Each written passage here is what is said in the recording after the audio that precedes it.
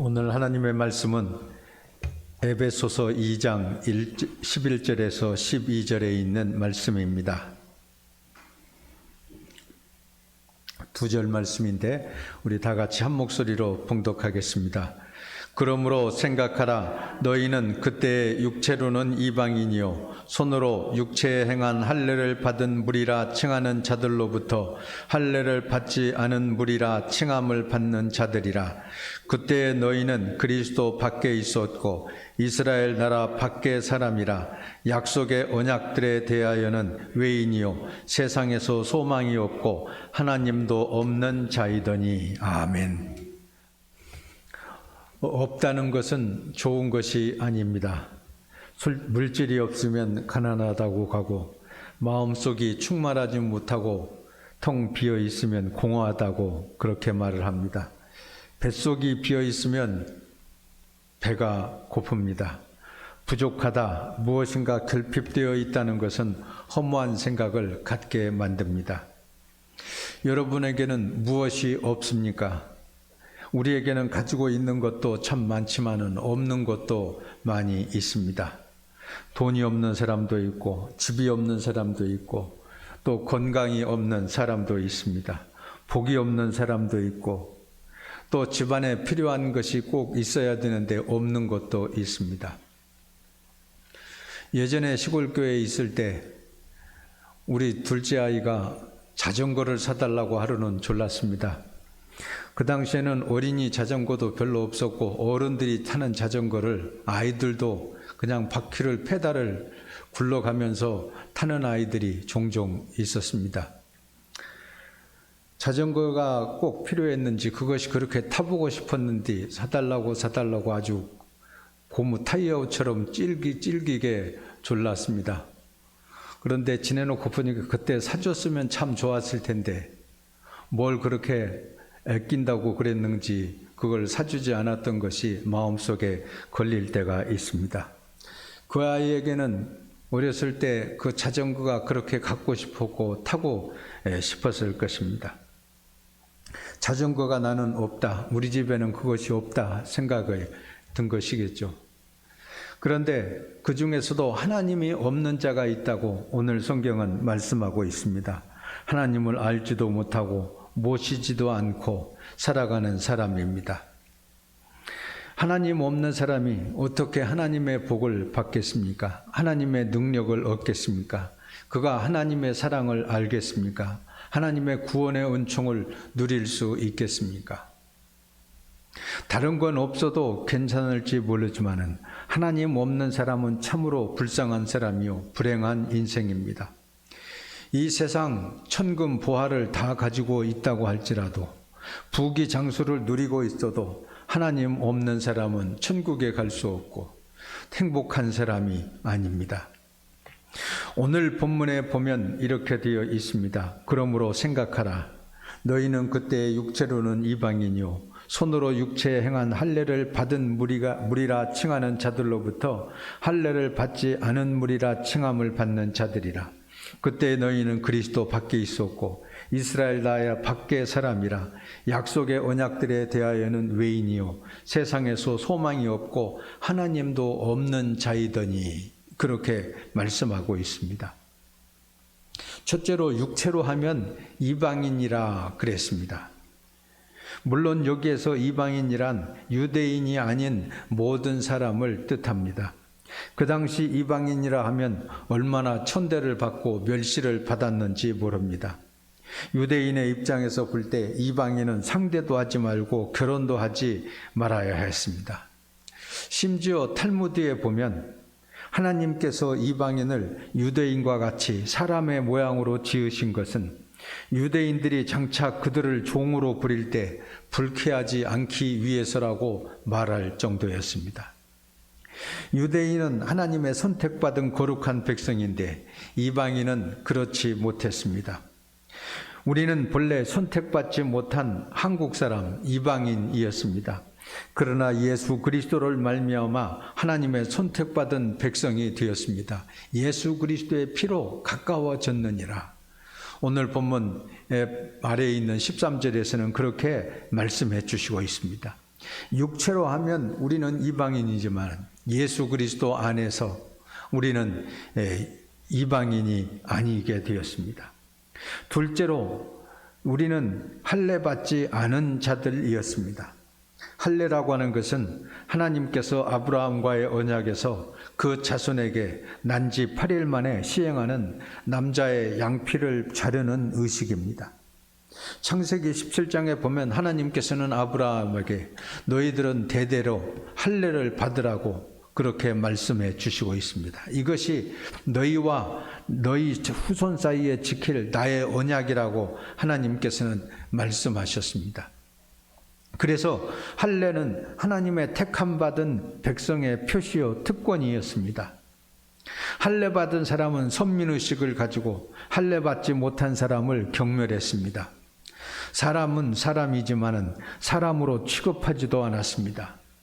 무슨 일이 있어도 아니 저 할례 받지 않은 자들이 그런다 그러면서 멸시했습니다. 이스라엘 사람들에게는 이런 선민의식이 얼마나 강했는지 모릅니다. 그런데 오늘 바울 사도는 본문에서 손으로 육체에 행한 할례를 받은 무리들이라고 말한 데에는 의미가 있습니다. 이방 사람들을 할례 받지 못한 사람들이라고 경멸하는 유대 사람들에 대한 반격으로 나타나 있습니다. 육체의 할례만 받았으면 다 된 것으로 생각하는 잘못을 지적하고 있습니다. 할례는 믿음으로 받는 것이고 마음에 받는 것이 중요한 것이지 육체에 받는 것이 무슨 의미가 있느냐 하는 말씀입니다. 로마서 4장에도 보면 아브라함이 믿음으로 의롭다 함을 받게 되었다고 말씀하고 있습니다. 그가 아직 할례 받지 않은 상태에 있었지만은 하나님을 믿음으로 의롭다 하심을 얻지 않았느냐. 그러니까 할례 받았느냐 받지 않았느냐 하는 것이 중요한 것이 아니라 믿음을 가지고 있는 것이 중요한 것이라고 말씀했습니다. 골로새서 2장 11절에도 보면 그 안에서 너희가 손으로 하지 아니한 할례를 받았으니 곧 육적 몸을 벗는 것이요 그리스도의 할례니라 그렇게 말씀했습니다. 사실 유대인들은 육체의 할례를 받았지만은 예레미야 선지자는 보라 그 귀가 할례를 받지 못하였으므로 듣지 못하는도다 그렇게 말씀했습니다.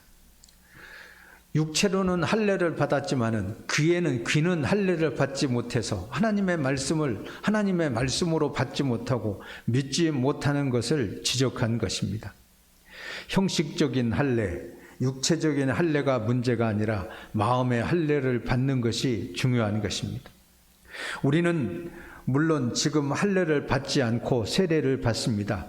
이 세례 역시 형식적인 물세례에 그쳐서는 안 될 것입니다. 마음의 세례를 받아야 될 것이고 성령의 세례를 받아야 될 것입니다. 셋째로 그때 너희는 그리스도 밖에 있었고 그렇게 말씀하고 있습니다.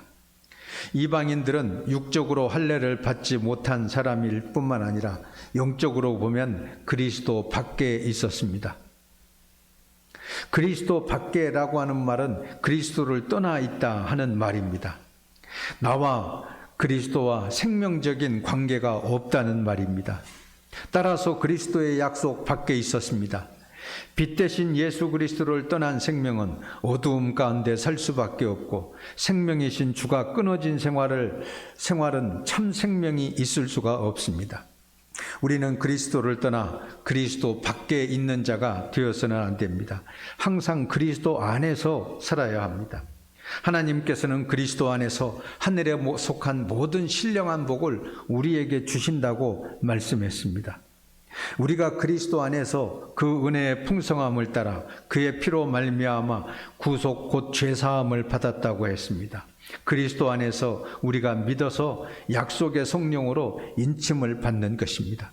그렇기 때문에 예수 그리스도를 믿을 때 우리는 그리스도 밖에 있는 것이 아니라 예수 그리스도 안에 있는 것이고 하늘에 속한 모든 신령한 복을 받게 되는 줄로 믿습니다. 넷째로 이스라엘 나라 밖의 사람이었다 그렇게 말씀하고 있습니다. 본래 이스라엘이라고 하는 이름은 야곱을 뜻하는 말이었죠. 야곱이 하나님과 겨루어 이겼다 하는 뜻에서 하나님께서 그의 이름을 이제 다시는 야곱이라 하지 아니하고 이스라엘이라 하리라고 말씀해 주셨습니다. 본래 그렇기 때문에 이스라엘은 야곱의 이름이었습니다. 야곱이라고 하는 한 사람의 이름이었는데 야곱의 12아들들이 이스라엘의 12지파가 되었고 한 민족, 한 나라가 되었기 때문에 이스라엘이라고 하는 이름이 한 사람의 이름이 아니라 한 나라를 뜻하는 것으로 확대되었습니다. 아브라함 이후에는 히브리 사람이라고 불렀고 야곱 이후에는 이스라엘 사람이라고 부르다가 이스라엘 백성들이 바벨론 포로 귀환 이후에는 유대 사람이라고 불렀습니다. 이스라엘 나라는 하나님께서 선택하신 나라요, 하나님께서 다스리시는 나라요, 하나님께서 지키시고 인도하시는 나라라는 뜻이었습니다. 이런 점에서 우리는 과거에 이스라엘 나라 밖의 사람이었습니다. 하나님의 통치 밖에서 살았다는 말입니다. 그러나 이제 우리는 영적으로 택한 이스라엘 안에 살게 되었습니다. 로마서 9장 6절에서 8절에 보면 이스라엘에게서 난 그들이 다 이스라엘이 아니요 또한 아브라함의 씨가 다 그 자녀가 아니라 오직 이삭으로부터 난 자라야 내 씨라 칭하리라 하셨으니 곧 육신의 자녀가 아니라 오직 약속의 자녀가 씨로 여기심을 받느니라. 그렇게 말씀해 주시고 있습니다. 우리는 혈통적으로 보면 이스라엘 나라 밖의 사람들이지만은 이제 예수 그리스도를 믿음으로 이스라엘 나라 안에 있는 사람이 된 것입니다. 하나님께로서 난 자가 하나님의 자녀이지 혈통이나 육정이 그렇게 중요하지 않다는 것을 말씀하고 있습니다. 참 이스라엘 사람은, 참 아브라함의 자손은 예수 그리스도를 믿는 사람입니다. 다섯째로 약속의 언약들에 대해서 외인이었다, 그렇게 말씀하고 있습니다.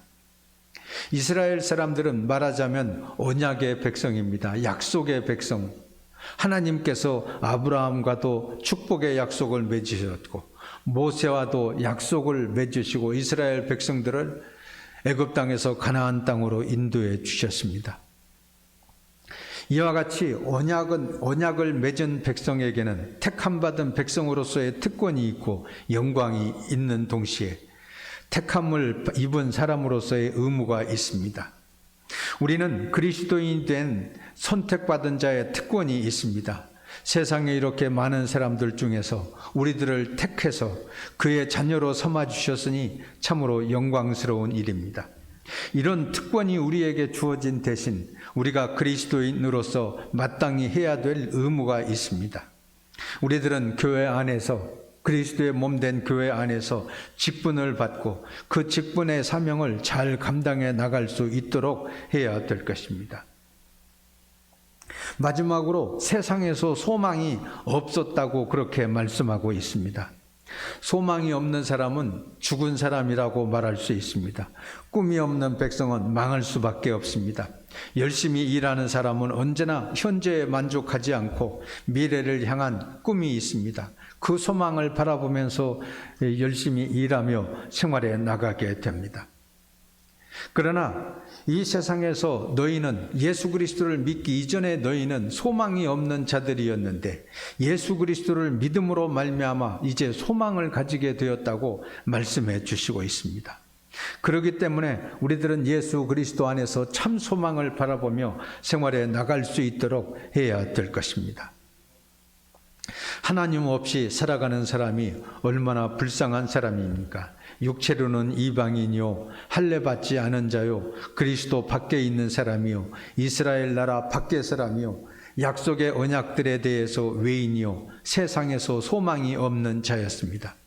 그러나 우리는 하나님을 모시고 하나님의 은혜와 능력, 말씀과 사랑을 받고 살아가고 있으니 얼마나 놀라운 축복인지 모릅니다. 우리들은 언제나 하나님이 없는 사람이 아니라 하나님 안에 하나님이 있는 사람으로서 약속과 축복과 사랑과 은총을 누리며 살아갈 수 있게 되었습니다. 언제나 소망의 하나님께서 언제나 여러분과 함께해 주셔서 그 소망을 이루게 하시고 하나님의 신령한 복을 받아 누리는 여러분 되시기를 주의 이름으로 축원합니다. 언제나 우리와 함께 하시는 아버지 하나님, 이 밤에도 저희들을 불러주시고 주의 말씀을 묵상할 수 있도록 인도해 주셔사오니 감사합니다. 하나님께서 이 세상의 많은 사람들 가운데 저희들을 택하셔서 하나님의 자녀, 하나님의 권속, 하나님의 백성으로 삼아 주셔사오니 감사합니다. 언제나 예수 그리스도 안에서 하늘에 속한 모든 신령한 복을 받아 누릴 수 있게 하여 주시옵소서. 하나님의 능력과 하나님의 사랑과 하나님의 축복과 하나님의 구원의 은총을 누리며 살아갈 수 있는 저희들 되게 하여 주시옵소서.